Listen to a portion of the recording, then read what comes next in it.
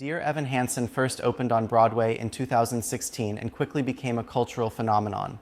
It didn't need big sets or flashy dance numbers, just a powerful story of a teenager struggling with anxiety, loneliness, and the need to belong. Inspired by real experiences, the creators asked a tough question. What happens when someone tells a lie to feel less alone? The result was a raw, emotional look at mental health, grief, and what it means to be seen.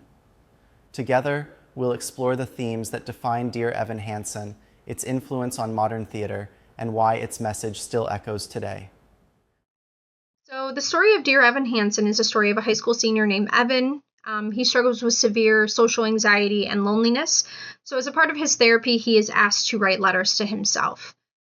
One of the days when he's writing one of his letters in the library, he prints it, and this letter is then found by Connor Murphy out of the printer, mentioning his sister's name, and he thinks it's some kind of joke. So we end up learning that Connor commits suicide just a few days later, and the letter that Evan wrote is still in his pocket.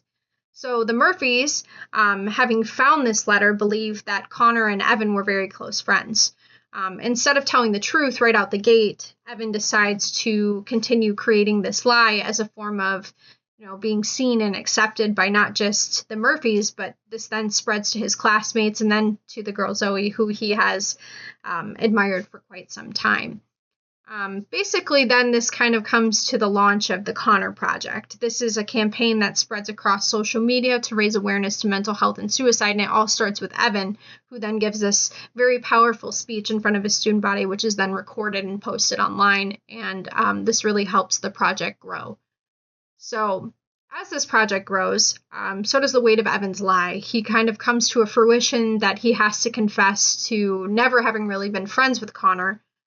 And the Murphys are really hurt because they were never really close with Connor. He was kind of a loner. He isolated himself, and they thought by hearing all these stories that Evan and Connor had, that they actually had almost formed some kind of bond with him in his passing. And so they are very, very hurt by this.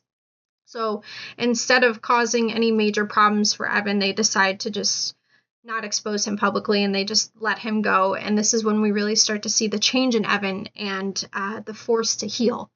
So basically, in the end, Evan kind of has to take accountability, and he writes one final letter to acknowledge the truth and to offer his forgiveness. So basically, the story doesn't end with some perfect fix, but it does end with hope, and it really allows Evan to see who he is and how his actions affect others.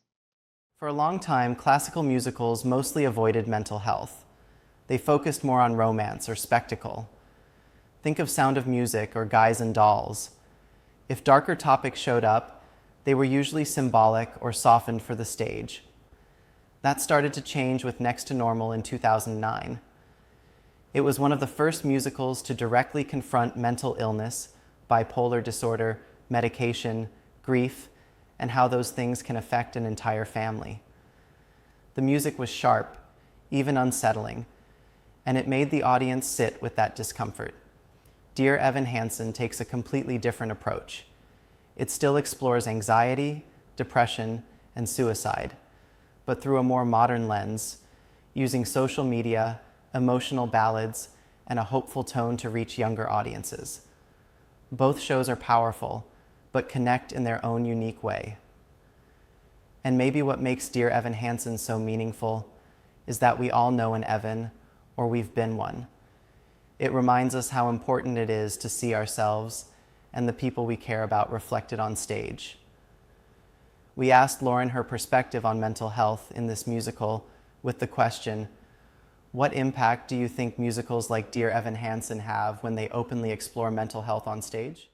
Musicals like Dear Evan Hansen are very important to visualizing what mental health looks like, and not just what it looks like for the person experiencing it, but also how it impacts and ripples through communities, families, friendships, and how those struggles can impact not only an individual, but their community. And I think it's very important to do that through music, because that is something that is so human and can give people that feel those same feelings a new venue to understand their own feelings and maybe express them in a way that's they haven't thought of before. It gives them a new opportunity for expression. but also it can help people who don't necessarily understand those feelings, understand them in a new way, in a way that makes them feel more, I guess, human, because music is very human. So I think being able to see those kind of topics and those kind of issues presented on stage in a way that we have kind of deemed more harmless, with music. But it has a major impact. It talks about something very important in a way that is deemed more palatable. And I think that's what makes it important, is making that which is difficult palatable, so that we can open up those conversations that might get a little bit more uncomfortable, but we start with where we can start. So I think things like Dear Evan Hansen do give us a starting point to have those conversations. Social media plays a significant role in Dear Evan Hansen, sometimes in positive ways, and sometimes in ways that are more complicated. The show highlights how quickly a story can spread online, even when it isn't entirely true, and how that can deeply affect the people involved. At the same time, it demonstrates how social media can be used to raise awareness and create a sense of community around important issues like mental health. We asked Matthew to share his perspective with the question, what makes the way Dear Evan Hansen uses social media stand out from other musicals?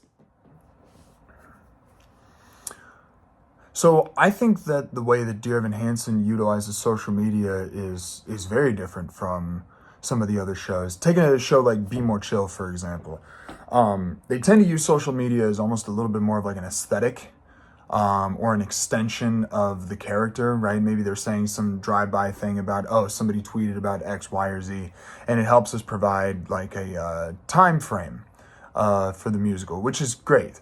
But Dear Evan Hansen utilizes social media almost as though it's another character. It is thanks to social media that Evan Hansen's speech goes viral.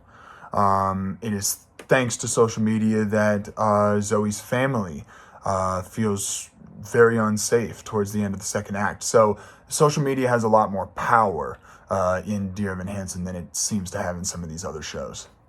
Dear Evan Hansen didn't just tell a story.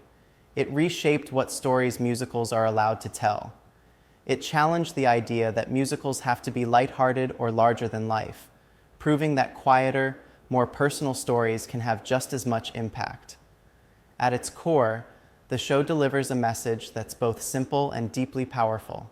Even when it feels like no one sees you, you are not alone.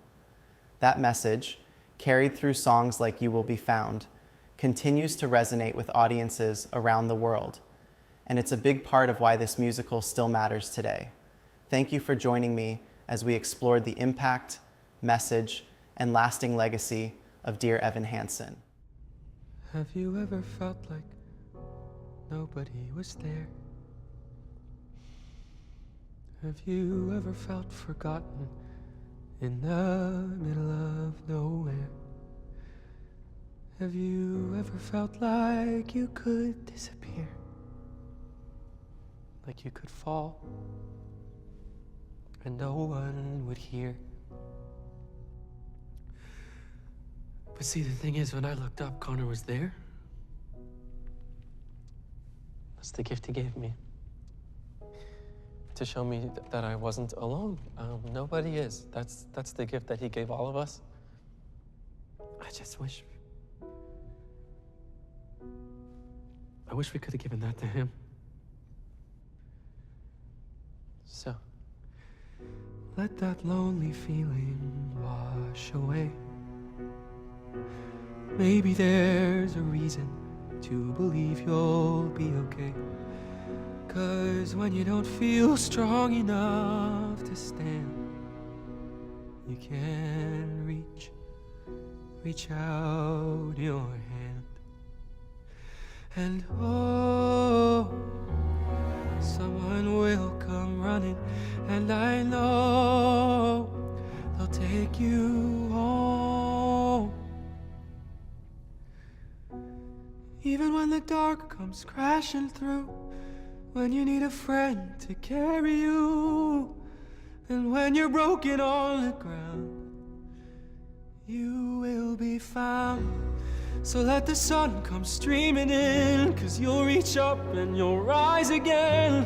Lift your head and look around. You will be fine.